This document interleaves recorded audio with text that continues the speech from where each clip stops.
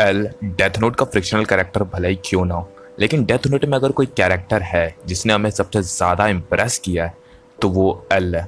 L को mind work करने में मज़ा आता है। उसको देखकर कोई ये नहीं कह सकता that he is number 1 detective, लेकिन जब वो अपनी थियरी रखता है किसी केस को लेकर तो सुनने वाला हमेशा उसे एडमायर करता है। शायद इसीलिए he is number 1 detective in the world. I know he die in episode 25, लेकिन उसने हमें इन 25 एपिसोड में ही लाइफ के कुछ ऐसे लेसन सिखाए हैं जिससे हमें सीखने में शायद पूरी लाइफ निकल जाती है।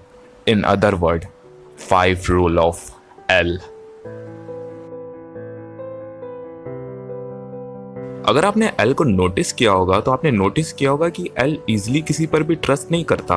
वो अपना फेस भी तब रिवील किया था जब उसके पास कोई और ऑप्शन नहीं था, और एल ने एंड तक अपने नेम को सीक्रेट रखा था। एल फर्स्ट टाइम अगर किसी से मिलता है तो उसको हमेशा कीरा कंसिडर करता है और हमेशा उसे सस्पेक्ट मानता है, चाहे वो अपना ही क्यों ना हो। हमें भी इसको अपने डेली लाइफ में प्रैक्टिस करना चाहिए। हम सबको अपना सब कुछ ईजिली बता देते हैं, अपने प्लान्स, ग्रोथ, इनकम, सब कुछ, लेकिन हमें किसी पर भी ईजिली ट्रस्ट नहीं करना चाहिए, और अगर एक बार कर लिया तो कभी भी उस पर शक नहीं करना चाहिए। एल को आपने कभी नोटिस किया होगा तो आपने देखा होगा कि एल किसी भी चीज़ को कितने वियर्ड तरीके से पकड़ता है, उसके मोबाइल फ़ोन से लेकर उसके स्पून तक। ऐसा वो इसलिए करता है क्योंकि उसके जो फिंगरप्रिंट है वो जितना कम हो सके उतना कम मिले, और जब भी एल किसी को कॉल करता है तो वो एक ऐसे फ़ोन का यूज़ करता है जिससे उसका लोकेशन ना ट्रेस हो पाए और उसकी वॉइस भी चेंज हो जाए। एल छोटी से छोटी चीज़ में प्रिकॉशन रखता है, हमें भी रखना चाहिए। हम कभी भी प्रिकॉशन नहीं रखते, हम सब चीज़ को सिंपल लेते हैं, सोचते हैं ये चीज़ थोड़ी कुछ कर पाएगी हमारा, और हम उस चीज़ पर कभी प्रिकॉशन लेते ही नहीं। एट द एंड वही चीज़ हमें एंड में हार्म करती है।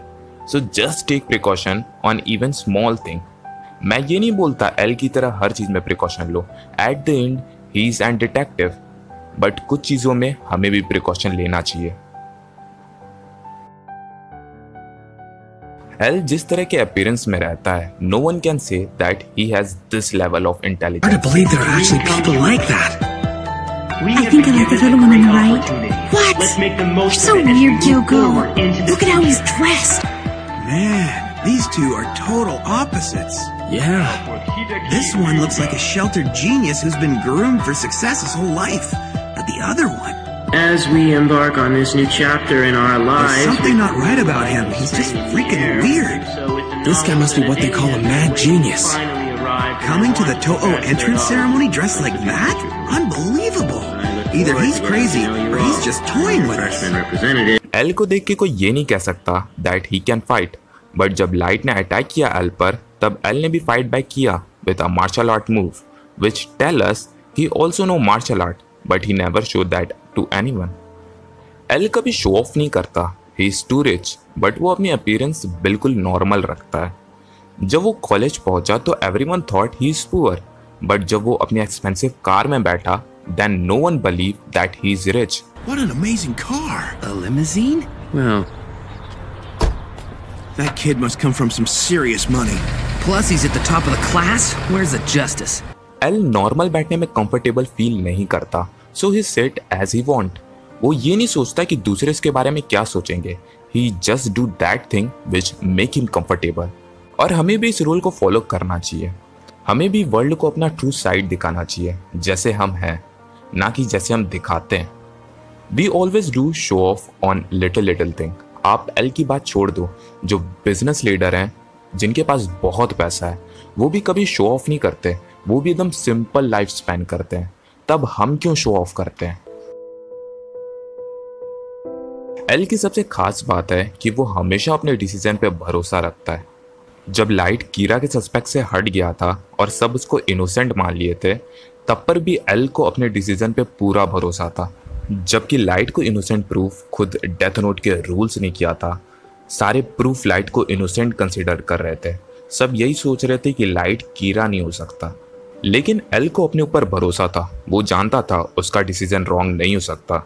जब किसी को भरोसा नहीं था एल के ऊपर, तो एल को खुद पर भरोसा था कि लाइट कीरा है, और this is big thing, he believe in himself. और हम एल से ये चीज़ सीख सकते हैं। अगर हम अपने पैशन को फॉलो कर रहे हैं, चाहे वो बिजनेस हो, एक्टिंग हो, स्पोर्ट्स हो या फिर कुछ भी, चाहे आपके डिसीजन को सब गलत बोल रहे हो, चाहे सब आपके साथ ना हो, लेकिन आपको हमेशा अपने डिसीजन पे भरोसा रखना चाहिए, जैसे एल रखता है।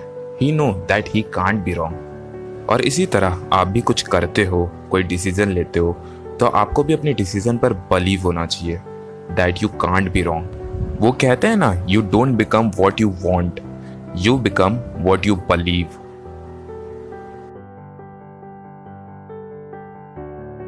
Alan Kira taught me life is boring without rivals. अगर मैंने अभी तक किसी भी बेस्ट राइवल को देखा है तो वो एल और कीरा है। एल और कीरा दोनों ही एडमिट करते हैं दैट दे लव राइवल्स। उन्हें चुनौतियाँ पसंद है, उनको माइंड वर्क करना पसंद है। They always want best rival. लेकिन एक चीज़ है जो कीरा और एल में डिफरेंस पैदा करती है, वो है एल की काइंडनेस। एपिसोड 25 में एल को ये बात पता चल गई थी that he is going to be die, but L ने तब पर भी अपने सबसे बड़े राइवल लाइट से एंड में माफ़ी मांगी थी। He know that Light is wrong but kindness make difference. Light के पास फीलिंग खत्म हो गई थी। He doesn't care what happened to anyone but L cares. L की यही बात दूसरों से एल को अलग बनाती है, एल की kindness. At the end L भले ही मर गया हो, लेकिन कहते हैं ना, लेजेंड्स नेवर डाई।